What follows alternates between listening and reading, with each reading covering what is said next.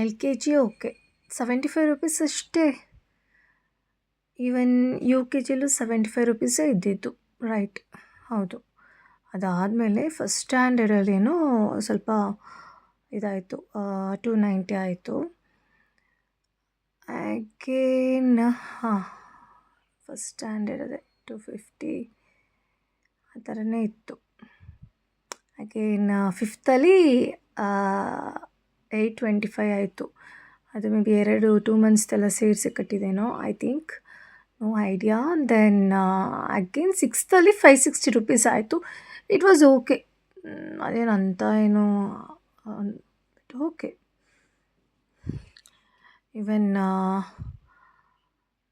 250 ಇತ್ತು. ನಾನು actually 7th ಸ್ಟ್ಯಾಂಡರ್ಡಲ್ಲಿ ಬೇರೆ ಸ್ಕೂಲಿಗೆ ಜಾಯ್ನ್ ಆದೆ, ಅನುಪಮ ಅಂತ. ಅಲ್ಲಿ ಕೂಡ ಕಮ್ಮಿನೇ ಇತ್ತು ಆವಾಗಿನ ಟೈಮ್ ಅಲ್ವಾ. ಲಾಸ್ಟಾಗಿ 1000 ರುಪೀಸ್ ಏನೋ ಇತ್ತು, 8th 9th ಸ್ಟ್ಯಾಂಡರ್ಡಲ್ಲಿ, ರೈಟ್, 8th ಸ್ಟ್ಯಾಂಡರ್ಡಲ್ಲಿ ಸಹ. ಸೊ ಅದಾದಮೇಲೆ ಓಕೆ, ಥ್ಯಾಂಕ್ಸ್ ಟು ನಮ್ಮಮ್ಮ, ಎಲ್ಲ ಸೇವ್ ಮಾಡಿ ಇಟ್ಕೊಂಡಿದ್ದಾರೆ.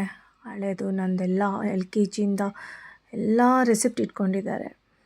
ಆ್ಯಂಡ್ ಈಗ ಹೆಂಗಿದೆ ಅಂದರೆ ನಮ್ಮ ಮಕ್ಕಳಿಗೆ ಎಷ್ಟು ಲಕ್ಷ ಲಕ್ಷ ಕೊಡ್ತಾಯಿದ್ದೀವಿ ಯು ಕೆ ಜಿಗೆ. ಇವನ್ ಎಲ್ ಕೆ ಜಿ ಸಹ ಹಂಗೆ ಆಯಿತು, 2nd ಸ್ಟ್ಯಾಂಡರ್ಡ್ ಕೂಡ ಈಗಲೇ ಹಿಂಗೆ SSLC ಹೋಗೋಷ್ಟರಲ್ಲಿ ಮುಗೀತು ಕತೆ. ನಾವೆಲ್ಲ ಓದೋ ಟೈಮಂತೂ ತುಂಬ ಚೆನ್ನಾಗಿತ್ತಪ್ಪ.